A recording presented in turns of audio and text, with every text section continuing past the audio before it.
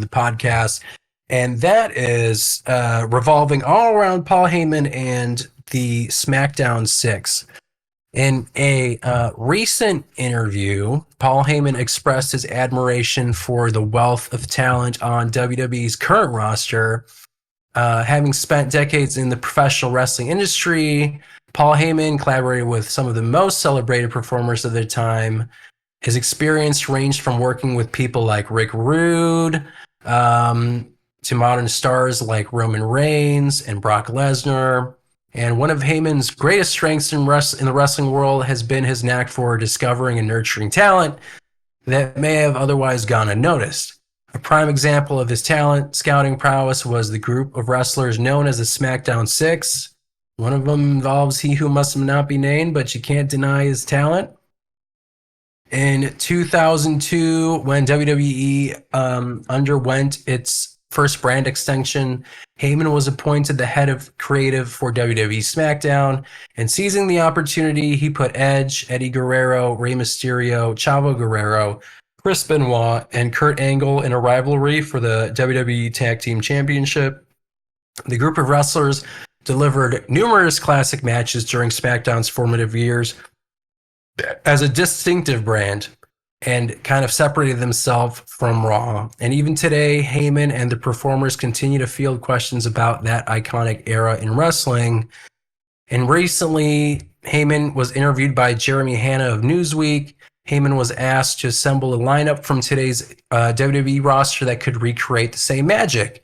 He seized the moment to commend the current depth of talent in WWE, expressing confidence that he could form several lineups that rival what he crafted in 2002.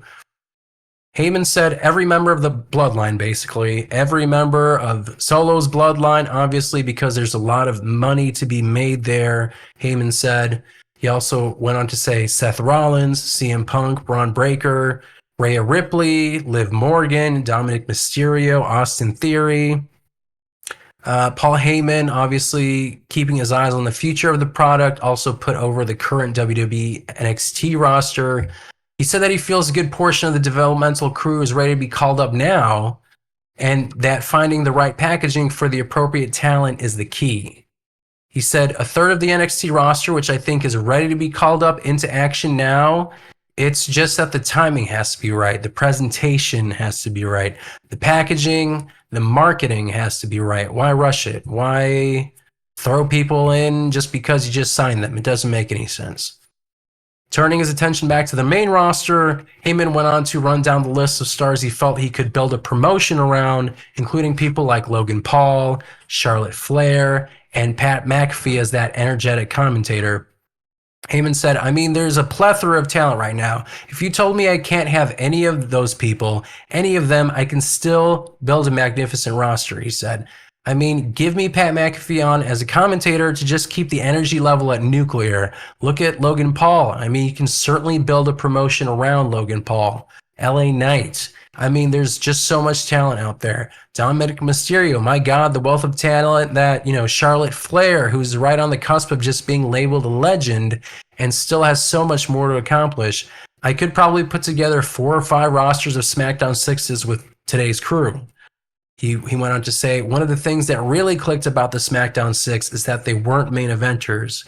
They weren't perceived as main eventers. Kurt Angle had been in a few main events, but he was always considered semi-main event until then. The Guerreros, Edge, Mysterio, these people were not headlining, and now all of a sudden they were. So that's another thing. Who do you move up the ladder? Who moves up? Who becomes the next big star? Is it from NXT? Is it from SmackDown? Is that person from Raw? And I kind of wanted to bring that conversation back to the group about the state of WWE in its current form on WWE, Raw, SmackDown, NXT, and he touched on a number of wrestlers who are currently under contract with WWE. Who do you guys feel like should be can fit that SmackDown Six, where they're not exactly super like main event, but they have the talent to get pushed up that in that direction? Chris, if you want to, how do you feel who do you feel like in the current roster can live up to that kind of billing? Like those 6 that I mentioned. For sure, LA Knight. Like LA Knight is not necessarily like main event guy right now, but he's definitely if he isn't on the way there, he's definitely I mean. So That's LA true. Knight for sure. He's got the mic skills. He can put on a decent match, right? No real Yeah. flippy shit, but like that classic kind of you know, mat He's got like a wrestling. very attitude era type Yeah. match to him.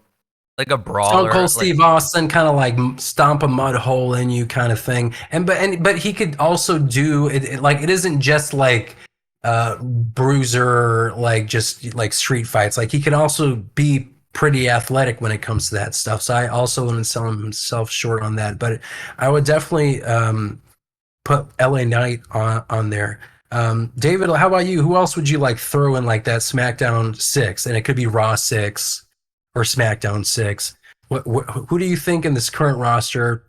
And we could also include NXT because there are a lot of talented people on there who you can already see. And even like people who are going from TNA who are showing up in NXT, like Joe Hendry, for example. I think I would include him as part of that NXT roster, even though he's technically not. Um, Oba Femi. Obafemi. Yeah, dude, he's a beast. I honestly haven't seen a lot of his matches. I can't like form a great opinion, but what draws you to Obafemi? Why do you think he'd be like that kind of like Kurt Angle, Edge, Benoit type person He's on a the main roster? he's a monster that can talk. If he had a manager, it'd be a plus, but he doesn't need it. And he's basically like a big bruiser, like a super heavyweight, throwing lariats and watching you fly around, knocking him out there. And he's put on a lot of good matches with like a wide variety of type of wrestlers. Mm-hmm. Is his athletic ability kind of like Bam Bam Bigelow or like even like a Jacob Fatu? Because Jacob Fatu is like bigger, like you don't expect someone that size to be doing that kind of stuff. Is Obafemi that kind of athletic person where you could do like a moonsault He off the he can, turnbuckle? but he's more of like a big Punisher, like kind of like a Gunther type. Mm. Yeah, I feel like you also need more of that kind of stuff too. And I feel like WWE does a pretty decent job of offering a smorgasbord of move sets in each character, like the characters that they have. It's not everyone does the flippy shit. Not everyone is just doing, choke holds and that kind of stuff. And I feel like, WWE's current roster does a really good job at that. And Obafemi, I mean, I've seen some clips, but in terms of like his mic skills, I don't have too much to draw from to like provide an actual opinion on the guy. But um, from like his wrestling stuff, I think he looks pretty impressive. Um, yeah, Obafemi is a really good one. We talked about he mentioned Braun Breaker, and I think Braun Breaker is like one of those people when you saw an NXT, and I saw a couple of PLEs with Braun Breaker main eventing, and then he obviously debuted on Raw. I think after WrestleMania, it was I this see year, right? champ now, baby. Yes, exactly. IC champ. I mean, the guys. It's like the promo work. Like it's just natural to him. The wrestling. It's just like, yeah, if I had to pick a SmackDown 6 and you asked me to put like the first person on there, like if you had like a main menu and you had to drag people to your roster, like he'd be one of the first people that I would put on my show to like that's a new talent that will last me for a long time. God forbid, he doesn't get injured. Kind of like a Cora Jade or someone like that. Because Cora Jade, I thought, is talented, but like her, Dakota Kai is getting injured again. Like people who I feel like are talented, but they kind of have like a glass jaw. I don't know if there's a better term for that, but yeah, Braun Breaker I would definitely put on there. Um, Andres, what about you? Like, if you had to look at the current like sea of people, NXT, SmackDown, Raw, who would be part of your quote unquote SmackDown 6 for For the me, show? I was actually a fan of theirs before, and they're pretty jobbing right now. But Austin Theory is one guy I've always kind of liked. Really good on the mic, great skills, great look. Mhm. Um, overall real good package. I remember Triple H even said like in his press conferences that they were really excited to see what he can do in the future because he's got such a vibrant talent about him going about it. Like I've been a big fan of his before even, so I would definitely put him on the top 6 for that. Yeah, I mean, like for me, Austin Theory is kind of somewhere on the fence because I feel like he's super talented. Like as a wrestler, like he sells the shit out of things, like rolling in, taking stunners and RKOs. Like he's just really good at being that like in-ring person to complement the other person, make them look really good. In terms of like his character and stuff, I think like his current version with him and Grayson Waller has been my favorite. Before that, with like the Vince like protege kind of thing, it just felt like a been there, done that. It could have been something, but I felt like him as a character wasn't giving me anything more than, oh, this is a protege character person. Like he's got the charisma, but for me he hasn't like reached that kind of like echelon yet. But I could see it. Like I could see it, and I could understand why you'd put him in the SmackDown 6. It was after the whole thing with Vince McMahon that's when he kind of like launched more, right? I would feel. Yeah, I mean, he got the bank. They kept throwing it away. Yes, exactly. Wasn't he the first one to lose? No, he went for the United States Championship. Yeah, because the bloodline kept crashing his cash-ins. Yeah. So like interesting, choice of like, decision making for him. Oops, sorry. Ooh, yeah. When it came to like the decision making for the title shots, Dominic Mysterio, I'm going to put up there because this guy, he's a heel, and again, I saw this on Twitter, but like, and I'm taking it because like it's just so funny, it makes sense. Like he's a heel, and he just turned heel, and heel's already a freaking heel. He turned like, more heel. Yeah, he turned more heel. Like he was already heel with Rhea Ripley. Like they were technically together, and like the crowd was receiving them as a babyface and what, but they weren't. Like they liked Rhea Ripley, and they still thought he was an asshole. And then he just became more of an asshole by betraying Rhea Ripley, and then having this new faction with Liv Morgan, and he's facing Damian Priest and Rhea Ripley, which I think is one of the best things going right now in wrestling in terms of like a storyline. I think it's super entertaining, and I want them to keep going with that. Another person that I would put on there is Tiffany Stratton. And Tiffany Stratton and like what they're currently doing, I could see Triple H's brain turning right now, because it feels like currently on SmackDown they're like making this faction with like Nia Jax as the women's champion. You have Tiffany Stratton as kind of like the assistant person with like the briefcase, and she's probably going to cash in eventually. They're going to do this will they won't they kind of thing. And now they also attached Pretty Deadly to this like faction thing. And I'm with Simon in the sense of goofy wrestling for life, because I love what they've done on SmackDown. So people were shitting on it. They had like the whole segment with like the balloons, and Pretty Deadly was like the microphones and shit. Oh Lord. But like it was like Vince McMahon era level stuff in terms of like the segment, but I thought it was great because like I haven't seen it in a while, and they do it really well.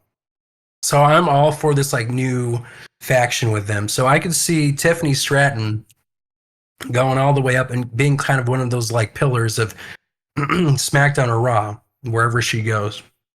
She's super talented, and she knows it, and she's really good at it. Who else would you guys like in this roster, Chris? Who else would you attach to like a SmackDown 6, would you say? Chad Gable.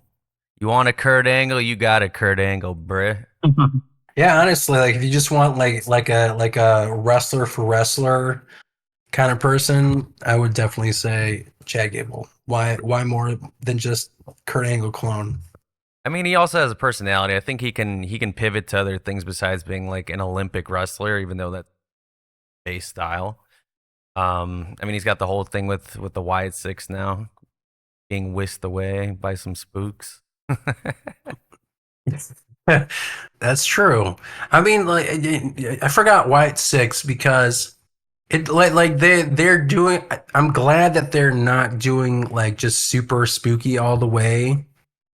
Because if you saw like them wrestling when they debuted, like it wasn't like just there was like ooh fog and it was just like spooky, scary masks. Like they were just like in a wrestling match and they were just like wrestling. They're like the Wyatts. Yeah, exactly. They like it. There was like you were kind of like straddling between like maybe supernatural, like or the original Wyatts when Were they just creepy. debuted. It was just like they were just like swamp family. Maybe they were doing some kind of like voodoo behind closed doors and stuff, but it wasn't super in your face. There was something there, but it wasn't like the main thrust of those characters.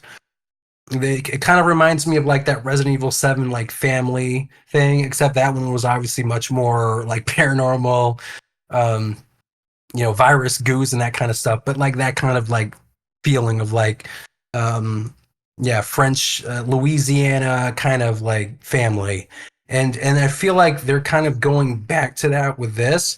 Obviously, the masks and that kind of stuff, and the masks are more spooky because in the original ones you had like the lamb and that kind of stuff, and these are a little more high budget, I guess I'll say, but they're another group of people. And honestly, like if you want SmackDown 6, you could put every single one of those people and be like the SmackDown 6. All 6 of those people within that roster can potentially carry your brand. Mon Cherie. Yeah, Mona Cherie. What about you, David? Who else would you throw in your roster if you had to? I put Andrade. Yeah. Yeah, Andrade. And right now he's currently kind of in the middle of like this Carmelo Hayes Andrade feud, and which is good. Like they need to like give them like some kind of like, feud, like just have them keep going. I think it's basically Andrade won the first 2 and then Carmelo won the third, I guess.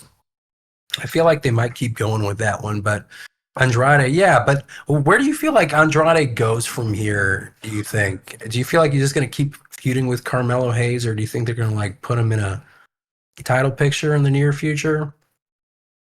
I'm sure he'll end up in the title picture again. I think it's good for Hayes because like they're both former NXT champs, Yeah. and then also like Andrade's had a little bit of gold on the main roster, so getting him back in play like proper.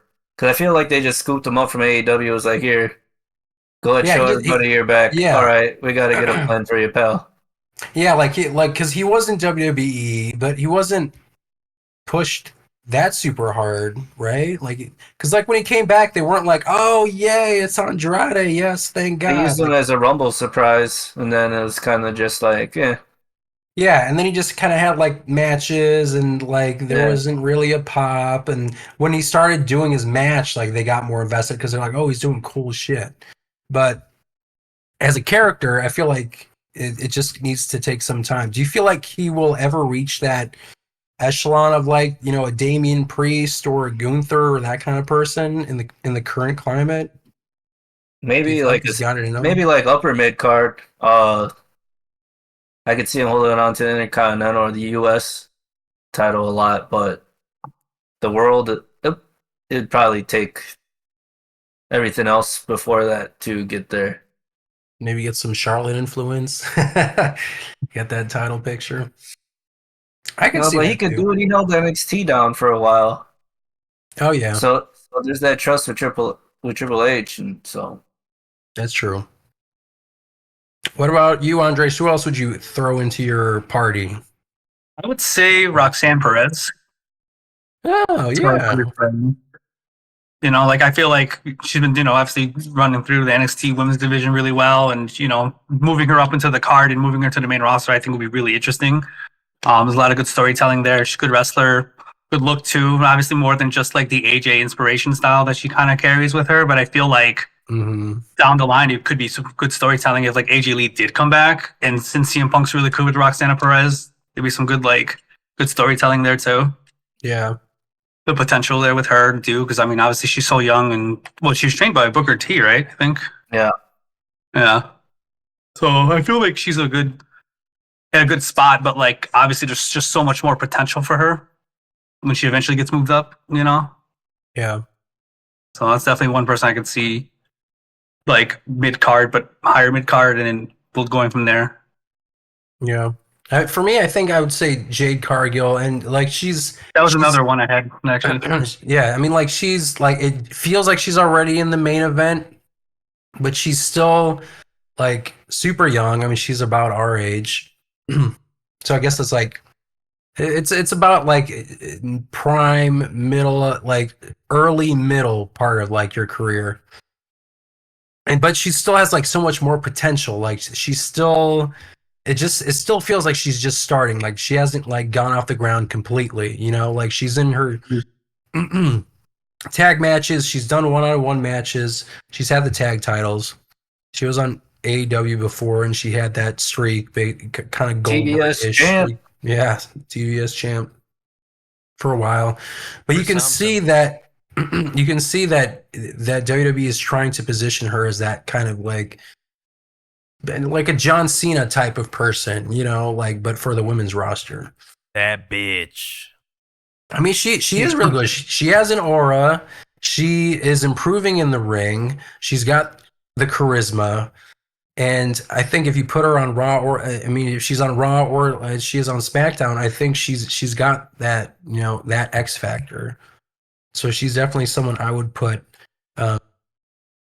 on there on my roster. I mean, like the bloodline right now, you have Tama Tonga, Tongaloa, Jacob Fatu, right? Like that guy's as old as us. I thought he was like fucking older than us. But that guy like reeks charisma. Like put him on SmackDown or Raw. He doesn't even have to be part of the bloodline. But I feel like the bloodline, anyone being attached to that specific storyline, you will be elevated by that storyline because it's like one of the hottest things happening in wrestling right now. So I like right now what I feel Jacob Fatu is doing, it's like they're not letting him like do like a lot of like mic work and promo work right now. Like right now it just kind of feels like he's just part of that I love you, Solo. Yeah, that Solo Sikoa kind of thing. Like just like the praying, the attacking, like he just feels like he's the attack guy. He's still not kind of like separate, like his own character. He feels like he's just part of the bloodline. So I'm excited to see like when he finally kind of separates himself from the tag team, from Solo Sikoa, when it gets kind of more into the face of Roman Reigns, more of a one-on-one. That's when I want to see how he shines. But you know when that happens, it's gonna it's gonna be amazing because like you've seen his promo work in the Indies and in New Japan and all that kind of stuff. It's been, like he's just really a natural on the microphone. It sounds natural. He's not talking off a script or anything like that. It just feels like it's coming from himself. So definitely him. I was also gonna say Otis because I feel like you got to give him like a chance. He's still part of like that Alpha Academy, and what they're currently doing right now with is it American Made in America? What's the new tag American team? Made. Thank you. American Made versus, I mean, are they called Alpha Academy? I don't know if they're still called Alpha Academy. For now, yeah. Yeah, so Alpha Academy and American Made. I mean, that's awesome. And like seeing it across both shows, you can tell like Triple H just really likes factions. I don't think everyone has to be in a faction, but I feel like Faction it up, baby. honestly, like the faction wars, like the faction wars and the gang wars, like that kind of stuff. Like at least like when it comes to Raw and SmackDown, like every match has a purpose. If you watch Raw, every single one of those matches on that card has some kind of story or a purpose. Like regardless if it's a women's match or whatever, 30-second squash. What they did with Bronson Reed is insane, and the crowds, like I don't know where this energy comes from, but the crowds like are eating that shit up, and it elevates his character so much. Like literally, was it 2 or 3 weeks? he basically had like nothing. And then he's like, you know what? I'm gonna make a name for myself, and then he just fucking kills people every single week. But it's produced in such a way where it's just like yeah, this give him a title shot. Like it's That's insane. the man that beat Okada, bro. Yeah. Here's another one. All right, let's do one more round of who else Terrorizing the game. Okada's yelling, bitch. terrorizing. It's just Gonna make a name for myself out here. So, Chris, who else would you throw in your little six-pack wrestlers to make a Might name for be themselves? controversial for me, but I'll say Karrion Cross. Ooh, David, can you comment on that one? Nah, that's his. It's okay. The only He reason I wants a say bed that show. I think with the right direction, I think like if he didn't have as much, I don't know how much creative control he has over his own character and like the faction stuff, but I think if he was given the right thing, he could be I'm saying like he's got the whole package thing. He's got physique. He can wrestle. He's got charisma and all that shit. But it's just like it's the way he's being portrayed. Where it just feels like he's just being like shoved down our throats, and he's trying to like that notice me senpai kind of like vibe right now off of like streak of like gimmicks or whatever. So I think if clean slate, put him in the right thing, I think he could be a big guy. I think. Is Paul Ellering part of your list of best managers or Is that, valets? the old dude? Nah, hell no. He's actually a fucking The old dude. Who the fuck is that, dude? He was managing the Road Warriors in the Was 80s and he? early 90s. Yes. Oh damn. Well, we weren't yeah. there for those. Yeah, he managed Hawk and Animal in the early 90s and 80s. just so But much now I he know. just kind of stands in the court, like literally like what I told you guys in our black group gloves chat. on. Yeah, you got the gloves, and then he's just standing there, like him and Scarlett. They're technically managers or valets, but like I guess occasionally Scarlett shows up and like jumps on the back of somebody. But Paul Ellering, like, why the fuck is he there? Like he has like in terms of like the current version of this group, he's just been standing there. I don't think he's cut a promo. What was he doing Has with he? the Road Warriors? Was he vocal? Was he like cutting promos for him or what? I mean, he was one of their mouthpieces, and he also helped in matches. And then then when the Authors of Pain kind of showed up in 2017, he was basically he came back in like 2011, and then just started being used sporadically. Ellering he was inducted in the Hall of Fame in, I think it was in 2011. It was like that same year as the Road Warriors by Dusty Rhodes. And then at NXT, he came back in 2016. When AOP was cool. Yeah, when AOP was cool. Why Akam and Razor just sound like those villains in Teenage Mutant Ninja Turtles. Or Dodgeball. Or Dodgeball, yeah. So, yeah, I didn't realize how long Authors of Pain have been around, but it just feels like it's been almost a decade, and I feel like they've just been kind of like flailing, like they've not been like in the main event like Raw, SmackDown, and they've been around for almost a decade. But They've been released a couple times too. yeah, I guess that's true, on and off. But yeah, I was gonna say Bobby Lashley, but I guess he's more of a Bobbert. yeah. I mean, he for one, he didn't get released. I think he just let his contract expire. Hurt Bobby Syndicate Lashley's. is all elite. You think he's gonna be all elite? The whole Hurt Syndicate. They're gonna be called the Hurt Syndicate. Probably. Hurt Business. All right, David. Who else would you throw on your six-pack? Io Sky. Who? Sorry, I was coughing. Io Sky. Yeah. No, yes, Io Sky. I agree with that. I mean, she's been women's champion, and I feel like she just needs to be separate from Damage Control. I feel like it feels like they're making them a babyface faction, right? Or am I think they're hallucinating? carrying over the team that we had in Lucha Underground because they had like the same like black outfits on that they wore because Kari was with her in that team along with someone else. But it looks like they have the same look on that. It looks like Dakota Kai got injured again, so I feel like she's probably just going to be relegated to like manager at this point. I mean, she'll come back and wrestle, but I don't know what's going on with that. I think they're kind of rebooting them again, yeah. Yeah, but Io Sky's a really good one, and again, I feel like she needs.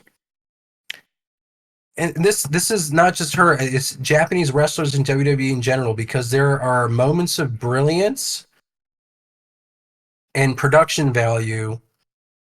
When they did Shinsuke Nakamura's promos, I thought that was really good, and that's one way to kind of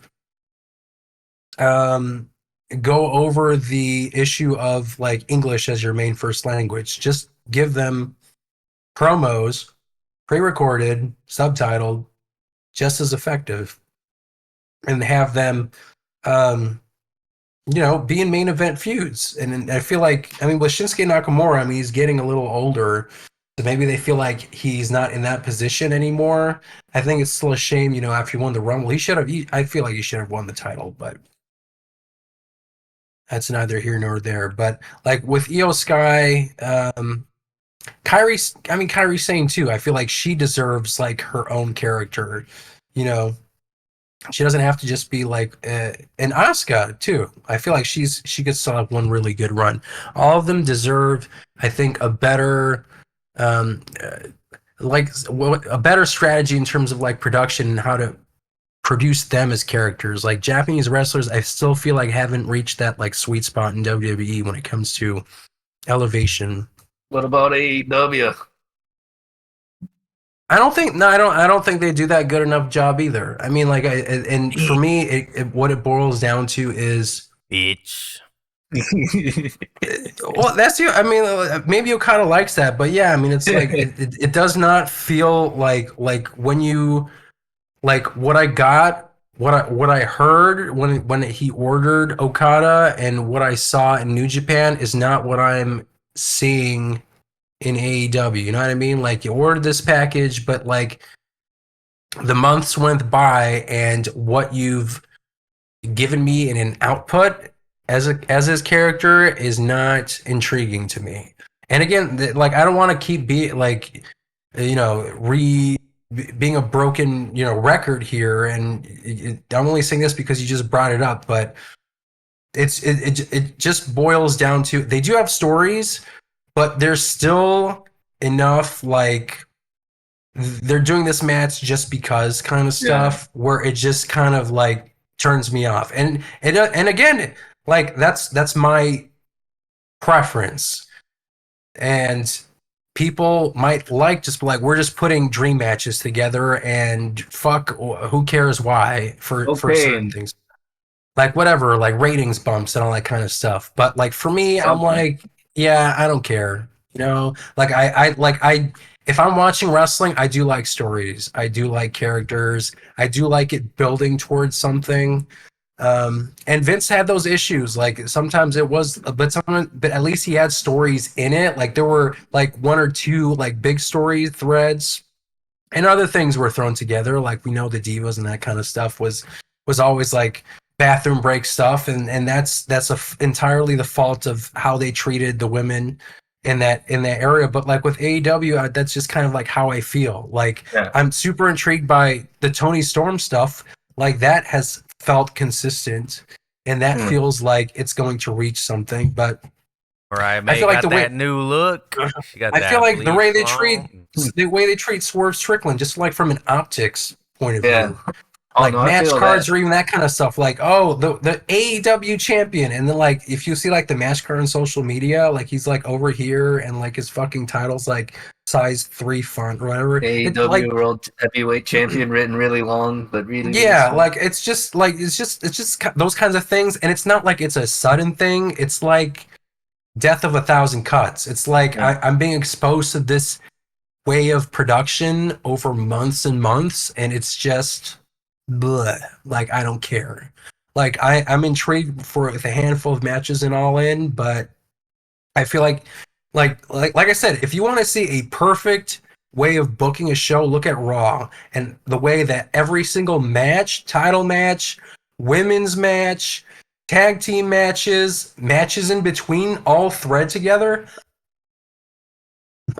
Like the Liv Morgan, all that kind of stuff. Think about how many like matches and things just kind of like connect together based on that one feud. You know what I mean? Like that is some smart shit. And AEW is not doing that. And now that I know that wrestling can be like something like that, I can't go back to like let's just throw something together. Like if I know if I have only so many hours in the week to watch wrestling and invest in myself, I gotta do WWE. And like I'll watch recaps with AEW and that kind of stuff, but I can't be like, oh, I'm gonna sit down and watch the entire 2 hours or whatever it is. I mean, Collision. I'm just gonna say this: Raw should not be a fucking 3-hour show. Like that shit's way too.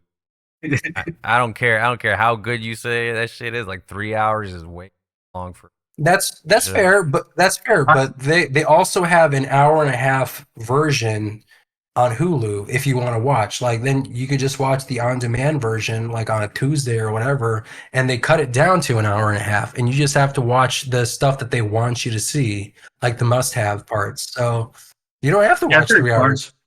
You can watch an hour 30 minutes.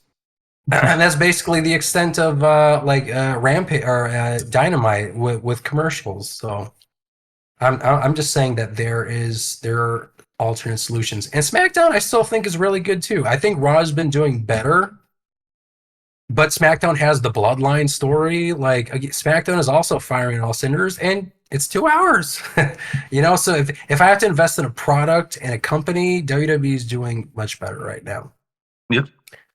All right. Well, David, you said Io Sky, and I just went on a whole AEW tangent and glazing tangent. glazing so Triple good. H tangent. Andres, who else would you throw on that SmackDown 6? For me, I mean, he's been champion, but Finn Balor, I feel. Yeah. You know, he's at a good spot right now, but I mean, obviously he's been champion, but like, obviously he has, you know, like the demon character and stuff like that. Like people love that. You know, he was obviously a great wrestler. He can do groups, he can do heels, he can be, you know, the leader of a group, and like did betraying Damian Priest, you know, like he's been doing really good like storytelling with that and stuff like that. So I mean, Finn Balor I feel is like one guy that can definitely become main event and like be face of like a brand, if not like SmackDown or Raw spot, you know. Yeah. I mean, and how old is Finn Balor? He's not. He's been around. 40. I know he's been old. around. I'm just trying to see. Oh, he's 43. Well, he looks good. Yeah, he does. Yeah, I mean, like Finn Balor, I feel like for his like a majority of his career on the main roster, I feel like it's like his character has been like edged. No pun intended, like because he's feuded with Edge, but like Edge, like it wasn't like he wasn't like main event because he got the title, got fucking injured, and then he just kind of was like somewhere around here, like in the middle or upper middle, and he was part of Judgment Day, but he wasn't like the main guy. Like he had the tag titles, like, but he's never reached that like main event echelon again. I feel like he still has enough in him to like be up there. Like Damian Priest feels like he's up there now, and honestly, he's another guy. I'm amazed because I thought he was going to be a transitional champion after he won it after WrestleMania, and I thought he was going to drop it at like, you know, Money in the Bank or something around there, but he did drop it at SummerSlam. But now his character is like over here, like the pops that he's getting, the reactions that he's getting, and especially I think because it's tied with like the Rhea Ripley story, like that guy is super, super over. So I'd like to see Finn Balor get that with this feud between himself and Rhea Ripley and Damian Priest. And I feel like they're going to get there, but it just needs to cook. I think Triple H just needs to let them cook. So let's move on